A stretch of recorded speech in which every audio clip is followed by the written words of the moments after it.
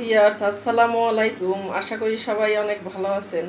আজ আমি ইলিশ মাছের ঝোল রান্না করে দেখাবো। সেজন্য 1 কাপ পেঁয়াজ, কিছু কাঁচামরিচ ফালি করে নিয়েছি, কয়েক টুকরো ইলিশ মাছ, হলুদের গুঁড়া, মরিচের গুঁড়া, লবণ, সয়াবিন তেল নিয়ে নিলাম। এখন ইলিশ মাছটা হলুদ আর লবণ দিয়ে মাখিয়ে নেব, আর সামান্য একটু মরিচের গুঁড়াও দিয়ে দেব। তারপর হালকা করে ভেজে নেব।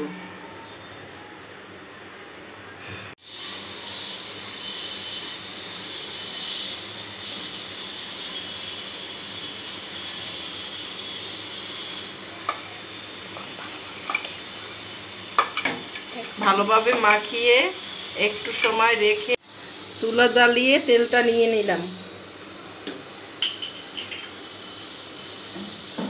তেলটা দিয়ে তেল গরম হলে মাছটা ভেজে নেব।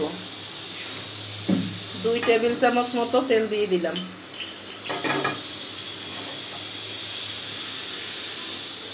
তেলটা গরম হলে মাছটা দিয়ে দেব ভাজার জন্য।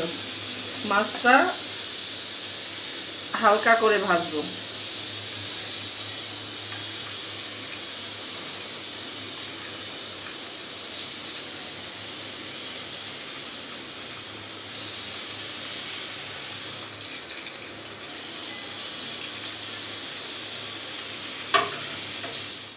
মাছগুলো ভাজা হয়ে গেছে, এখন উঠিয়ে নেব।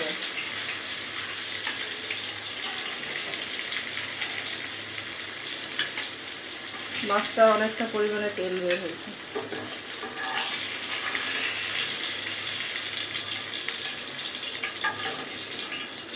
উঠিয়ে রেখে দেব।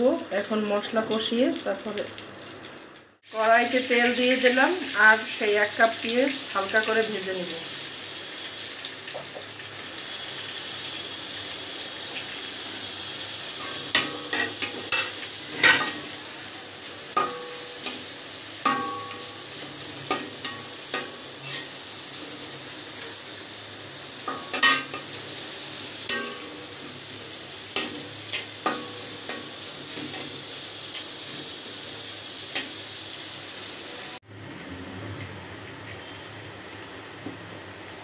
পরিমাণ মতো হলুদ দিয়ে দিলাম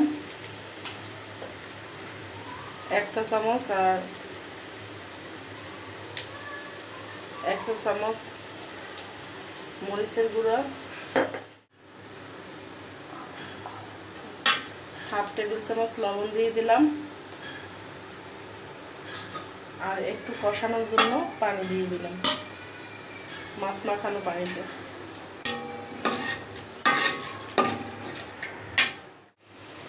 মশলাটা কষানো হয়ে গেছে, তেলটা ছেড়ে দিয়েছে। এখন যেহেতু মাছটা ঝোল রান্না করব, সেজন্য একটু বেশি পরিমাণেই পানি দেব।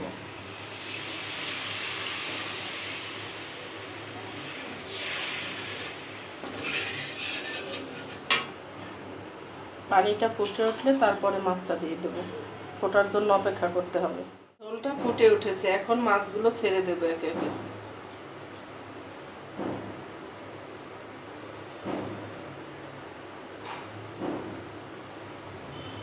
জাল হওয়ার জন্য 10 মিনিট অপেক্ষা করতে হবে, তারপর কাঁচামরিচ দিয়ে নামিয়ে নেব। ঢাকনাটা উঠিয়ে নেব। প্রায় হয়ে এসেছে। এখন কাঁচামরিচ ফালিগুলো ছড়িয়ে দেব, আর 2-3 মিনিট ঢাকা দিয়ে রাখবো, তারপরে উঠিয়ে নেব। ইলিশ মাছ রান্না হয়ে গেল, বাটিতে ঢেলে নিলাম। ইলিশ মাছে যত কম মশলা দেওয়া যায় ততই ভালো, স্বাস্থ্যের জন্য ভালো। প্লিজ লাইক বাটনে প্রেস করে দিবেন, এবং আরও নতুন নতুন ভিডিও পাওয়ার জন্য সাবস্ক্রাইব বাটনটি অন করে দিবেন। আল্লাহ হাফেজ।